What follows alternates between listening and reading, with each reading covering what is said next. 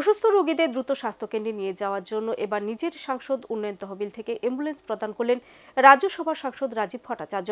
কদমতলার বরগোল pioneer youth ক্লাবের কর্মকর্তাদের হাতে এক অনুষ্ঠানের মধ্য দিয়ে অ্যাম্বুলেন্সের চাবি তুলে দিয়ে ফ্ল্যাগ অফ করে অ্যাম্বুলেন্সের শুভ সূচনা করেন সাংসদ উন্নয়ন তহবিল থেকে অ্যাম্বুলেন্স পরিষেবা পেয়ে স্বাভাবিকভাবে খুশি স্থানীয় নাগরিকরা।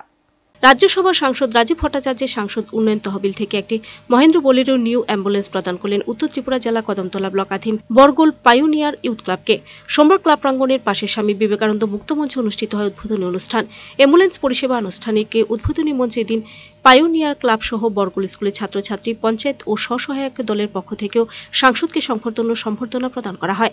এদিনের অনুষ্ঠানে উপস্থিত ছিলেন উদ্বোধক তথা রাজ্যসভার সাংসদ রাজীব ভট্টাচার্য সহ পায়োনিয়ার ইউথ ক্লাবের সভাপতি তথা কদমতলা পঞ্চায়েত সমিতির চেয়ারম্যান মিহির রঞ্জন নাথ, জেলা সভাধিপতি অপর্ণা নাথ, বিশিষ্ট সমাজসেবী কাজল দাস, বাগবাসা বিধানসভার বিধায়ক যাদবলাল নাথ, বিশিষ্ট সমাজসেবী বিমল পুরকায়স্থ প্রমুখ। উদ্বোধক সাংসদ রাজীব ভট্টাচার্য বক্তব্য রাখতে গিয়ে কেন্দ্র রাজ্য সরকারের ভূয়সী প্রশংসা করেন। তিনি বলেন, রাজ্যে ডবল ইঞ্জিন সরকারের আমলে সকল অংশের মানুষ ন্যায্য অধিকার পেয়েছেন। সরকারি সুযোগ সুবিধা ঢালাওভাবে দেওয়া হয়েছে। কৃষি থেকে স্বাস্থ্য, শিক্ষা থেকে রাস্তাঘাট, উজ্জ্বল গ্যাস থেকে বিদ্যুৎ সবকিছুই ডবল ইঞ্জিন সরকারের আমলে সম্ভব হয়েছে। তিনি বলেন, এই অ্যাম্বুলেন্সটি কদমতলাবাসীর, তিনি শুধু উপলক্ষ মাত্র। তাছাড়া তিনি এটা ভেবে গর্বিত রাজ্যের উত্তর প্রান্তে সাধারণ মানুষের জন্য কিছু করতে পেরেছেন।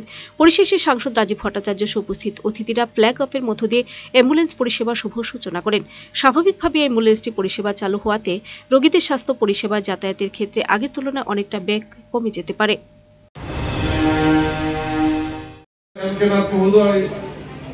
উনি এখানে ওনার জন্মস্থান, উনি আমাকে বললেন যে এরকম আমরা একটা অ্যাম্বুলেন্স ওনারা দাবি করেছেন। আর তৎক্ষণাৎ আমার মনে হয়েছে যে না, এটা করা অবশ্যই দরকার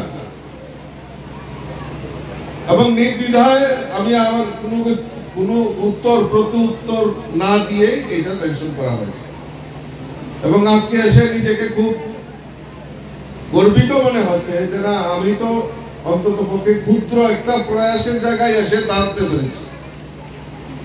এবং আমি এই যে এমপি হওয়ার পর একদম উত্তর ত্রিপুরার শেষ প্রান্তে আমার একটা পরিষেবা অন্তত পক্ষে পৌঁছে দিতে পেরেছি, তার জন্য আমি নিজেকে খুব ধন্য মনে করছি। Video report search India.